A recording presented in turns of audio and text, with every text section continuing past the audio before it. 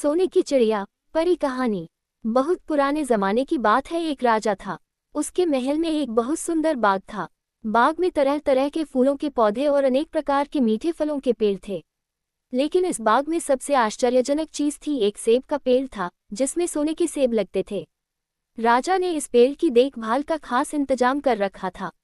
जब इसके फल पकते थे तो चौकीदार रात दिन पेड़ का पहरा दिया करते थे ताकि कोई सोने का सेब चुराकर न ले जाए। लेकिन एक दिन की बात है कि बाग के माली ने जब सोने के सेबों को गिना तो उसमें से एक सेब गायब था। उसने दौड़कर राजा को खबर दी। राजा फौरन बाग में पहुंचा। उसे ये देखकर बड़ा आश्चर्य हुआ कि देखभाल का इतना पक्का इंतजाम होने पर भी एक सेब किसी ने चुरा लिया। उसने ऐलान किया कि कोई सोने के सेब को चुराने वाले चोर का पता देगा, उसे इनाम दिया जाएगा।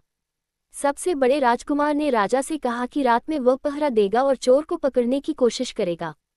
राजा ने उसको इसकी इजाजत दे दी।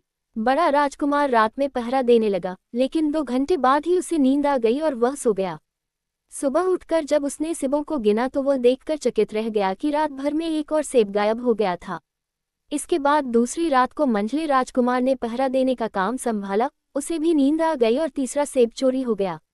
राजा बहुत चिंतित था। दरबारियों की भी समझ में नहीं आ रहा था कि क्या किया जाए। सब लोग उदास बैठे थे कि इतने में सबसे छोटा राजकुमार आया और उसने कहा कि आज की रात मैं पहरा दूंगा और चोर को पकड़ूंगा। राजा इस राजकुमार से खुश नहीं रहता था। वह उसे मूर्ख भी मानता था। उसने उसे डांटते हुए कहा, तुम क्या समझते हो, क्या तुम्हें इसमें सफलता मिलेगी? तुमसे बड़े और तुमसे ज्यादा समझदार दोनों राजकुमार इस काम में असफल हो चुके हैं। तुम जाओ अपना काम करो। लेकिन छोटा राजकुमार नहीं माना। उसने राजा से प्रार्थना की कि उसे एक मौका जरूर दिया जाए। अंत में राजा राजी हो गया। राजकुमार रात में पहरा देने लगा। उसने तय किया कि वह किसी भी हालत में नहीं सोएगा और चोर को जरूर पकड़ेगा। जब आधी रात हुई और 12 बजे का आखिरी घंटा बजा तो राजकुमार ने देखा कि एक सुंदर सोने की चिड़िया कहीं से उड़ती हुई आए और सेब के पेड़ पर बैठ गई। उसने देखते देखते सोने का एक सेब तोड़कर अपनी चोंच में पकड़ लिया। राजकुमार ने फौरन निशाना साधकर तीर चला दिया, लेकिन तीर चिड़िया को नहीं लगा और वह पंख फड़फड़ाकर उड़ गई। हाँ, इतना अवश्य हुआ कि उसका एक सुनहरा पंख टूटकर जमीन पर आ गिरा। दूसरे दिन सुबह राजकुमार ने राजा को सारी बात बता दी और वह सोने का पंख उनके सामने रख दिया। पंख इतना सुंदर और इतना कीमती था कि राजा उसे देखता ही रह गया। उसने कहा, अगर उस चिड़िया का एक पंख इतना सुंदर है तो वह पूरी चिड़िया कितनी सुंदर होगी। मैं चाहता हूँ कि उस चिड़िया को कोई पकड़ लाए। सबसे पहले बड़ा राजकुमार इस काम के लिए रवाना हुआ। चलते चलते वह एक जंगल में पहुंचा। वहां उसने एक लोमड़ी को एक पेड़ के नीचे आराम करते हुए देखा। राजकुमार ने मौका देखकर तीर अपने धनुष पर चढ़ा लिया। वह तीर छोड़ने ही जा रहा था कि लोमड़ी ने चिल्लाकर कहा, राजकुमार, मुझे मत मारो। मुझे पता है कि तुम सोने की चिड़िया की खोज में निकले हो। तुम मेरी राय मानो तो तुम्हारा काम जल्दी ही पूरा हो जाएगा। तुम इसी रास्ते से सीधे चले जाओ। शाम होने पर तुम एक गांव में पहुंचोगे।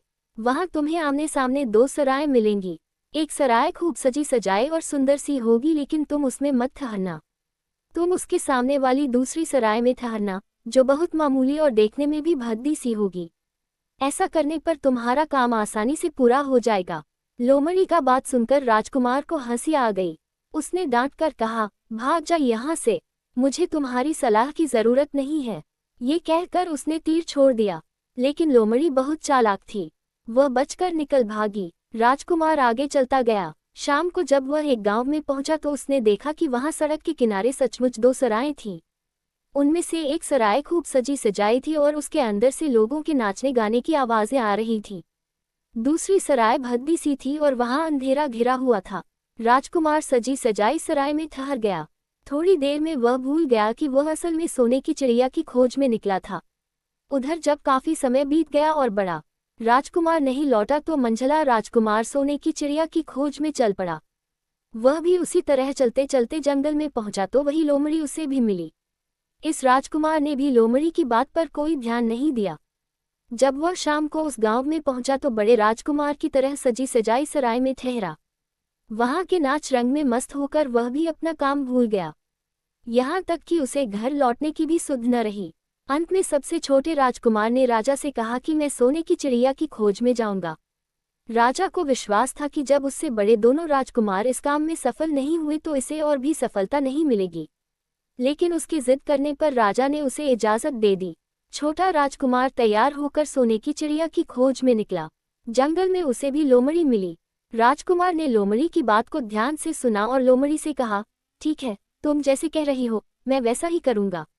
अब तुम जाओ, मैं तुम्हें नहीं मारूंगा। इस पर लोमड़ी खुश होकर बोली, तुम सबसे अच्छे लड़के मालूम होते हो। तुमने मेरी बात का मजाक नहीं उड़ाया और मुझ पर तीर नहीं चलाया। मैं तुमसे खुश हूँ और तुम्हारी मदद करूंगी। आओ, तुम मेरी पूंछ पर बैठ जाओ, मैं तुम्हें उस सराय तक पहुंचा देती हूँ। देखते देखते लोमड़ी की पूंछ काफी बड़ी हो गई और राजकुमार उस पर बैठ गया। उसके बैठते ही लोमड़ी हवा में उड़ने लगी और थोड़ी ही देर में मैदानों और पहाड़ों को पार करके उसी गांव में जा पहुंची। राजकुमार ने उसकी सलाह को मानकर छोटी और पुरानी सराय में ही डेरा डाल दिया। वह दूसरी सजी सजाई सराय से दूर ही रहा। दूसरे दिन सुबह उठकर जब वह आगे बढ़ा तो कुछ दूर चलने पर उसे वह लोमड़ी फिर से रास्ते में मिल गई। लोमड़ी ने उससे कहा, अब मैं तुम्हें बताती हूँ कि आगे तुम्हें क्या करना चाहिए। तुम सीधे चलो, आगे चलने पर तुम्हें एक बहुत बड़ा किला मिलेगा जिस पर सिपाही लोग पहरा दे रहे होंगे। तुम सिपाहियों से डरना मत और सीधे अंदर चले जाना, क्योंकि वे इस समय सो रहे होंगे। तुम बेधड़क होकर किले में घुसते चले जाना और उनके कमरों को पार करते हुए उस जगह पहुंच जाना जहां लकड़ी के एक मामूली से पिंजरे में सोने की चिड़िया बंद है। तुम चिड़िया को पिंजरे सहित उठाकर किले से बाहर ले आना, लेकिन एक बात याद रखना, चिड़िया के पिंजरे के पास ही एक बहुत सुंदर सा सोने का पिंजरा भी रखा होगा। तुम भूलकर भी चिड़िया को उस पिंजरे में मत रखना, मगर तुम उसे लकड़ी के पिंजरे में से निकालकर सोने के पिंजरे में रखने की कोशिश करोगे तो बाद में पछताओगे। ये कहकर लोमड़ी ने राजकुमार को फिर से अपनी पूंछ पर बिठाया और थोड़ी ही देर में उसको किले के पास पहुंचा दिया।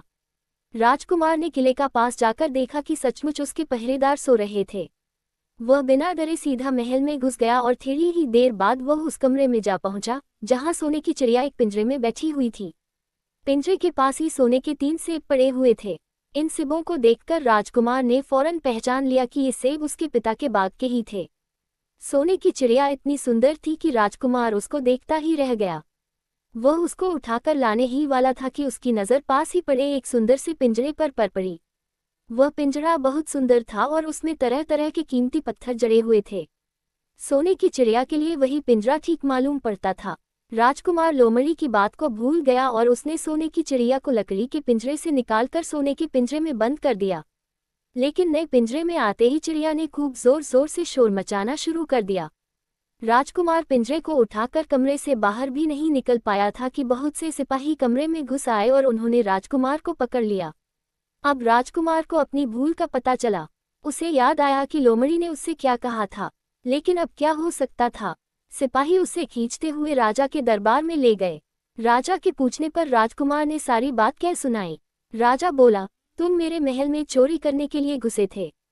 मैं तुमको माफ नहीं कर सकता, तुम्हें फांसी की सजा दी जाएगी। लेकिन मैं तुम्हें एक मौका देता हूँ, अगर तुम मेरे लिए सोने का घोड़ा ला दो तो मैं न सिर्फ तुम्हें छोड़ दूंगा बल्कि सोने की चिड़िया भी तुमको दे दूंगा। राजकुमार को अपनी जान बचाने के लिए राजा की शर्त माननी पड़ी। अब वह सोने के घोड़े की तलाश में निकला। किले के बाहर जाने पर उसने देखा कि लोमड़ी का उसका इंतजार कर रही है। उसने लोमड़ी को सारी बातें बताईं। लोमड़ी ने निराश होते हुए कहा, मैं अब तुम्हारी कोई मदद नहीं करूंगी। तुमने मेरे कहने के अनुसार नहीं किया। मैंने जिस तरह से कहा था, अगर तुम उस तरह से काम करते तो इस मुसीबत में नहीं फंसते और सोने की चिड़िया तुम्हें मिल जाती। राजकुमार बोला, इस बार मुझे माफ कर दो, मुझसे गलती हो गई। मेरा काम तुम्हारी सहायता के बिना नहीं चलेगा। मुझे राजा ने सोने का घोड़ा लाने के लिए कहा है, वरना वह मुझे फांसी पर चढ़ा देगा। लोमड़ी ने कहा, खैर मैं तुम्हें माफ करती हूँ। अब तुम ऐसा करो कि मेरी पूंछ पर बैठकर सीधे चले चलो। कुछ दूर जाने पर तुम्हें एक दूसरा किला मिलेगा। उसी किले की घुड़साल में तुम्हें सोने का घोड़ा बंधा हुआ मिलेगा। महल के नौकर चाकर सब सो रहे होंगे। तुम चुपचाप जाना और घोड़े को खोल लेना।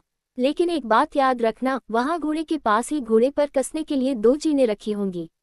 उसमें से एक तो पुरानी चमड़े की जीन होगी और दूसरी सोने की जीन होगी। तुम सोने की जीन को छूना भी मत और उस घोड़े पर पुरानी चमड़े की जीन को कसकर सवार हो जाना और उसे दौड़ते हुए किले से बाहर चले आना। राजकुमार ने वादा किया कि वह ठीक ठीक वैसा ही करेगा। लोमड़ी ने उसको अपनी पूंछ पर बैठाया और कुछ ही देर में वह उसे ले किले के पास जा पहुंची। किले के पास पहुंचते ही लोमड़ी ने उसे नीचे उतारा और फिर वहां से चली गई। राजकुमार सीधा फाटक से किले में घुस गया। अंदर जाकर उसने देखा कि वहां के सभी नौकर चाकर सोए हुए थे। थोड़ी ही देर में वह किले की घुड़साल में जा पहुंचा। वहां एक बहुत सुंदर सुनहरा घोड़ा बंधा हुआ था। राजकुमार ने पास जाकर देखा कि वह घोड़ा सचमुच सोने का था। ऐसा सुंदर घोड़ा उसने सपने में भी नहीं देखा था। उसने आगे बढ़कर घोड़े को खोल लिया। जब वह बाहर निकलने लगा तो उसकी नज़र एक कोने में पड़ी हुई सोने की जीन पर गई। ये जीन बहुत सुंदर थी और इसमें हीरे मोती जड़े हुए थे। उसके पास ही एक फटी पुरानी चमड़े की जीन पड़ी हुई थी। इतने सुंदर घोड़े पर पुराने चमड़े की जीन कसना राजकुमार को अच्छा नहीं लगा। उसने सोने की जीन उठा ली और घोड़े पर कसना शुरू किया। इतने में घोड़ा जोर से हिनहिना उठा। किले के नौकर चाकर जाग गए। थोड़ी ही देर में राजकुमार पकड़ लिया गया। राजकुमार को सिपाहियों ने हाथ बांधकर अपने राजा के सामने पेश किया। राजा ने सारी बातें सुनकर कहा, तुमने मेरे घोड़े को चुराने की कोशिश की है, इसलिए तुम्हें फांसी की सजा दी जाएगी। लेकिन अगर तुम मेरा एक काम कर दो तो मैं तुम्हें छोड़ सकता हूँ। यहाँ से कुछ ही दूर एक सोने का महल है और उसमें बहुत सुंदर राजकुमारी रहती है। अगर तुम अपनी जान बचाना चाहते हो तो उस राजकुमारी को मेरे पास ले आओ। तुम्हें इनाम में ये सोने का घोड़ा दे दूंगा। बेचारा राजकुमार, वह फिर से एक नई मुसीबत में फंस गया। उसे मजबूर होकर राजा की शर्त माननी पड़ी। अब वह सोने के महल की खोज में निकला। कुछ दूर चलने पर फिर उसे वह लोमड़ी मिली। पता नहीं कैसे लोमड़ी को सारी बातें मालूम हो गई थीं। वह बोली, देखो तुमने इस बार भी मेरी बात नहीं मानी। मेरी बात मान जाते तो यह नई मुसीबत तुम्हारे गले नहीं पड़ती। खैर, मुझे तुम पर दया आ रही है। मैं तुम्हारी मदद करूंगी। चलो, मैं तुमको सोने के महल के पास पहुंचाए देती हूँ। तुम महल के बाहर ही कहीं पीछे छिपे रहना। जब उसमें से शाम को राजकुमारी तालाब में नहाने के लिए बाहर आए तो तुम आगे बढ़कर उसका हाथ पकड़ लेना। जैसे ही तुम उसको छुओगे, राजकुमारी तुम्हारे साथ आने के लिए राजी हो जाएगी। लेकिन एक बात याद रखना, तुम उसको वहां से अपने साथ ले आना। उसे वापस महल में मत जाने देना। वह तुमसे कहेगी कि मैं अभी अपने माता पिता से मिलकर आती हूँ। लेकिन तुम उसकी बातों में मत आना, वरना फिर मुसीबत में फंस जाओगे। ये कहकर लोमड़ी ने फिर से अपनी पूंछ फैला दी और राजकुमार उस पर बैठ गया। देखते देखते लोमड़ी हवा में उड़ती हुई कुछ देर बाद सोने के महल के पास जा पहुंची। महल के पास पहुंचते ही राजकुमार एक पेड़ की आड़ में छिपकर बैठ गया। शाम को जब राजकुमारी नहाने के लिए किले से बाहर आई तो राजकुमार ने हिम्मत करके आगे बढ़कर उसका हाथ पकड़ लिया। उसके छूते ही राजकुमारी उसके साथ चलने के लिए तैयार हो गई। वह बोली, राजकुमार, तुम मुझे जहां भी ले जाना चाहोगे मैं तुम्हारे साथ चलूंगी, लेकिन मुझे थोड़ी देर के लिए अपने माता पिता से मिलाने दो। राजकुमार ने कहा, नहीं, यह नहीं होगा। तुम्हें तुरंत मेरे साथ चलना पड़ेगा।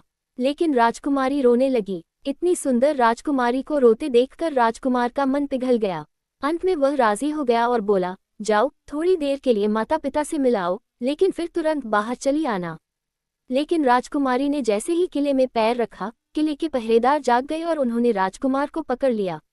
राजकुमार बहुत पछताया, लेकिन अब क्या हो सकता था। सिपाहियों ने उसे अपने राजा के सामने पेश किया। राजा बहुत निराश था। उसने उसी वक्त हुक्म दिया, इस राजकुमार को फौरन फांसी पर चढ़ा दिया जाए। ये सुनकर राजकुमार रोने गिड़गिड़ाने लगा। इस पर राजा ने थोड़ी देर विचार करने के बाद कहा, मैं अपनी आज्ञा वापस नहीं ले सकता, लेकिन अगर तुम मेरा एक काम कर दो तो तुम्हारी जान बच सकती है। हमारे किले के ठीक सामने ये जो बड़ा पहाड़ है, इसके कारण हमारे किले की सुंदरता नष्ट होती है। अगर तुम 8 दिन में इस पहाड़ को खोदकर साफ कर दो तो हम तुम्हें क्षमा कर देंगे और राजकुमारी का विवाह तुम्हारे साथ कर देंगे। राजकुमार किले के बाहर आकर पहाड़ को देखने लगा। उसके हाथ में एक छोटी सी कुदाली थी। उसकी समझ में नहीं आ रहा था कि इतना बड़ा पहाड़ 8 दिन में वह कैसे खोद सकेगा। फिर भी उसे अपनी जान तो बचानी ही थी, इसलिए वह पहाड़ खोदने लगा। धीरे धीरे 7 दिन बीत गए। इतने दिन तक लगातार खोदने पर भी पहाड़ का सिर्फ एक कोना ही खोद सका। वह दुखी होकर बैठ गया। उसे अब अपने पर बहुत अधिक क्रोध आ रहा था। वह मन में कहने लगा कि अगर मैंने लोमड़ी की बात मान ली होती तो कितना अच्छा होता। लोमड़ी ने मुझको हर बार ठीक सलाह दी और मैं हर बार उसका कहना न मानकर नई से नई मुसीबत में फंस जाता हूँ। राजकुमार इस तरह सिर झुकाए बैठा था कि अचानक उसे अपने पैरों के पास लोमड़ी की पूंछ हिलती दिखाई दी। उसने नजर उठाकर देखा, सचमुच वही लोमड़ी खड़ी थी। लोमड़ी ने मुस्कुराते हुए कहा, क्यों, क्या हाल है? इस बार तो तुम्हारी मदद करने की मेरी जरा भी इच्छा नहीं थी।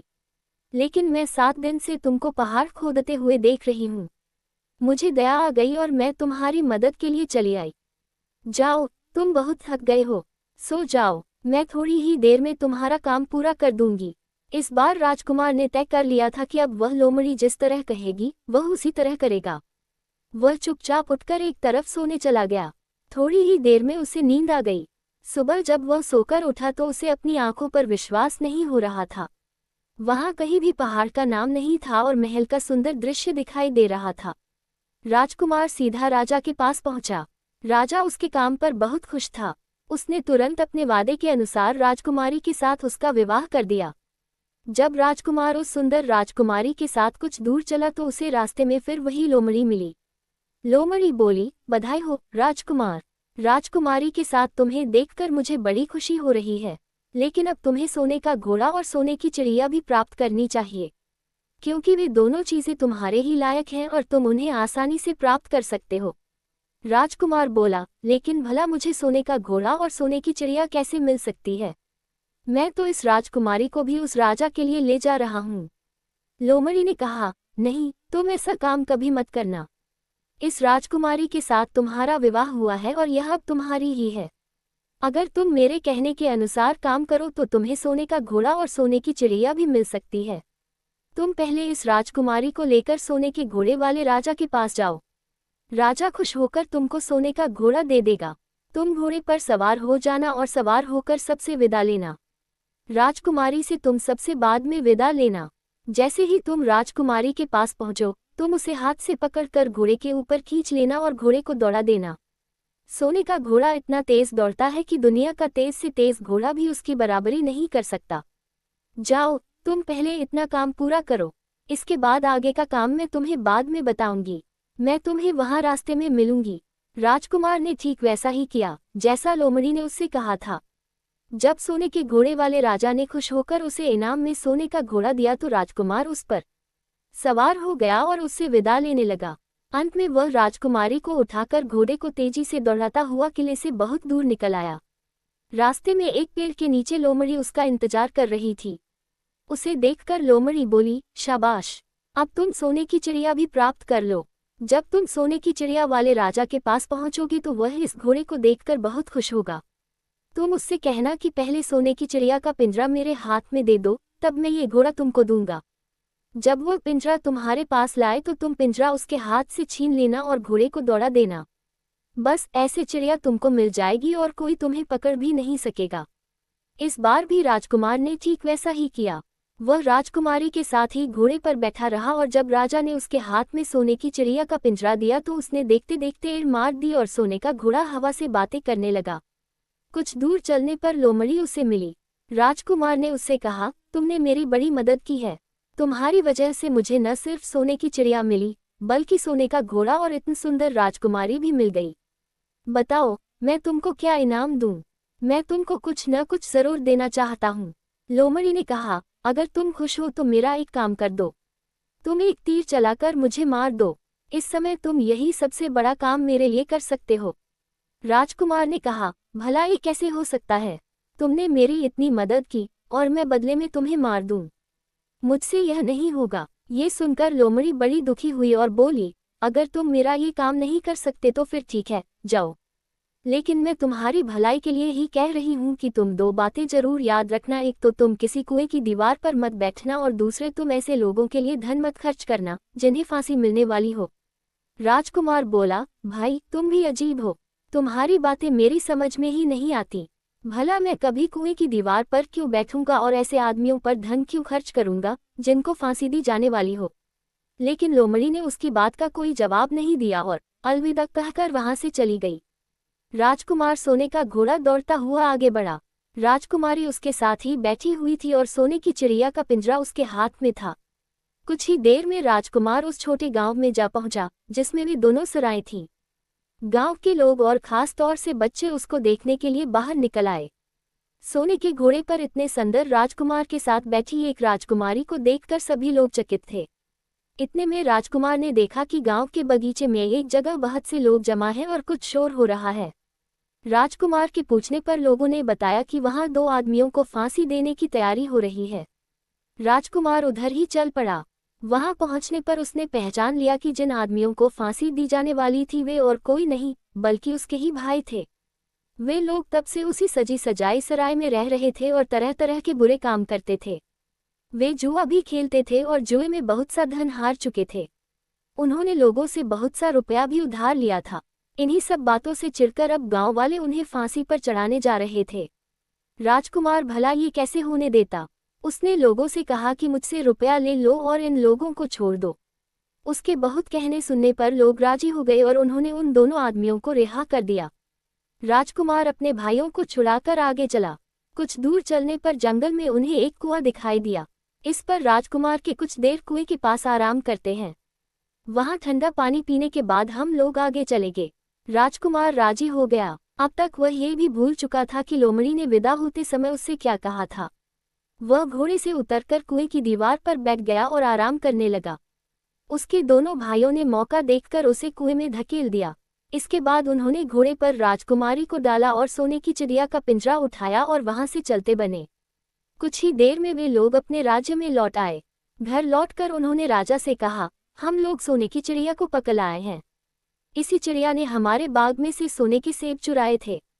इसके साथ ही हम एक ये सोने का घोड़ा और राजकुमारी भी लाए हैं। राजा बहुत खुश हुआ। सारे राज्य के लोग खुशियां मनाने लगे। लेकिन राजकुमारी खुश नहीं थी। वह बराबर रोती रहती थी। उसने खाना पीना छोड़ दिया। यही नहीं, घोड़े ने भी दाना पानी बंद कर दिया और सोने की चिड़िया भी उदास रहने लगी। राजा ने बहुत कोशिश की लेकिन न तो वह राजकुमारी खुश हुई और न सोने के घोड़े और सोने की चिड़िया ने दाना खाना शुरू किया। उधर छोटा राजकुमार कुएं में गिर गया था लेकिन वह मरा नहीं। कुआं बहुत गहरा था लेकिन उसमें पानी बहुत थोड़ा था। वह कुएं में बैठा बैठा अपने भाग्य को कोसता रहा। अब उसे फिर उसी लोमड़ी की याद आई और वह पछताने लगा कि अगर मैंने उसका कहना मान लिया होता तो मैं मुसीबत में न फंसता।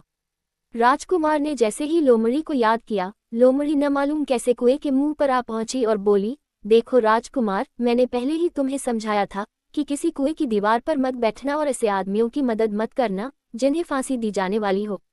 लेकिन तुम नहीं माने। खैर चलो अब आखिरी बार मैं फिर तुम्हारी मदद किए देती हूँ। लो मेरी पूंछ पकड़कर कुएं से बाहर निकल जाओ। ये कहकर लोमड़ी ने अपनी पूंछ कुएं में